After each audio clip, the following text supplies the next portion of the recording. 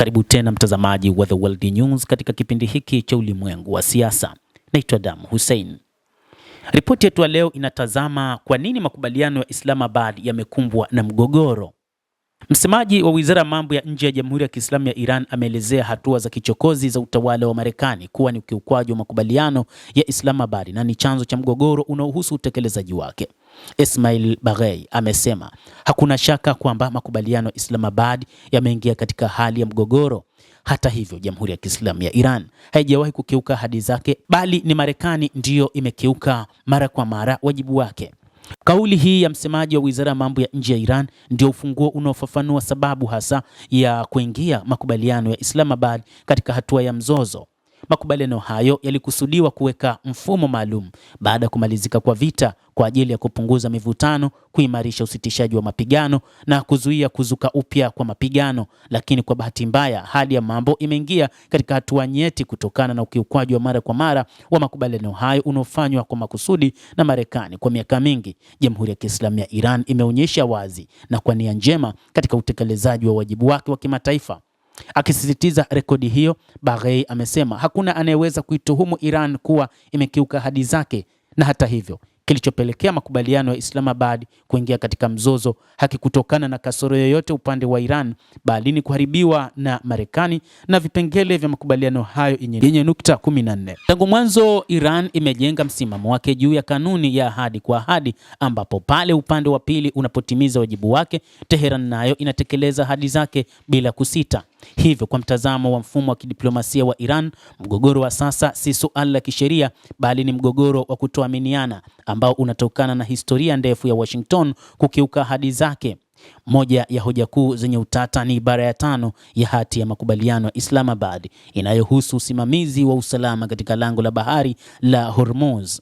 Baghei anasisitiza kuwa ibara hiyo iliandaliwa kwa usahihi na uwazi mkubwa kiasi cha kutotoa mwanya wowote kwa Marekani kufanya tafsiri ya kimaslahi. Lengo la kifungu hiki lilikuwa ni kuanzisha utaratibu wa pamoja kwa mashauriano na Oman ili kuhakikisha usalama wa urambazaji, huku ukizuia kutumiwa vibaya kijeshi lango la bahari la Hormuz dhidi ya Iran.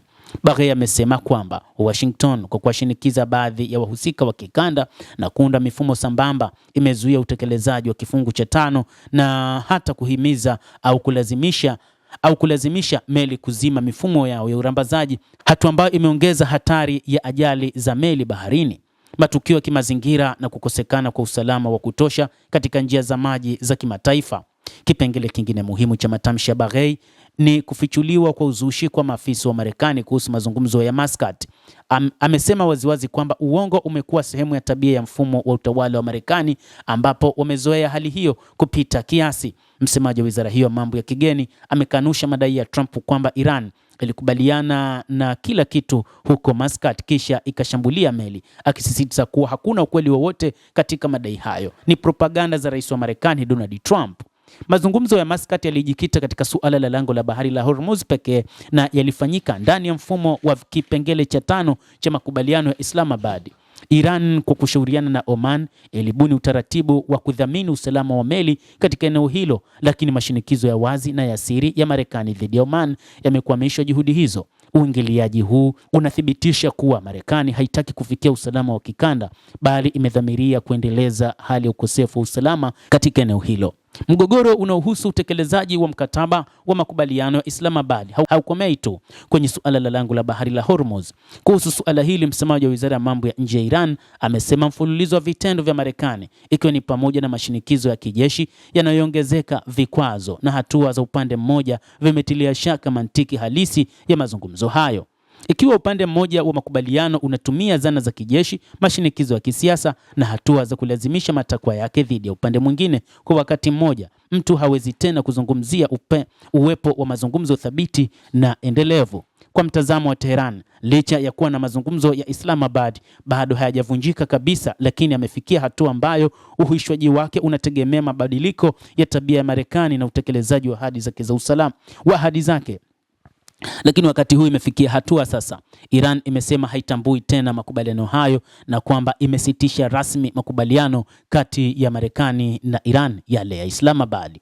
Usalama wa lango la bahari la Hormuz unapaswa kudhaminiwa na mataifa ya Ghuba ya Uajemi kupitia mifumo ya kikanda, si kwa uwepo wa vikosi vya nje ya kanda ambavyo vyenyewe ni chanzo kikuu cha kuvurugwa usalama wa eneo hili. Na kwa maelezo hayo, msemaji wa Wizara ya Mambo ya Nje ya Iran amesisitiza kwamba makubaliano hayo yatabaki kuendelevu iwapo tu kanuni ya ahadi kwa ahadi itazingatiwa na kutekelezwa kivitendo.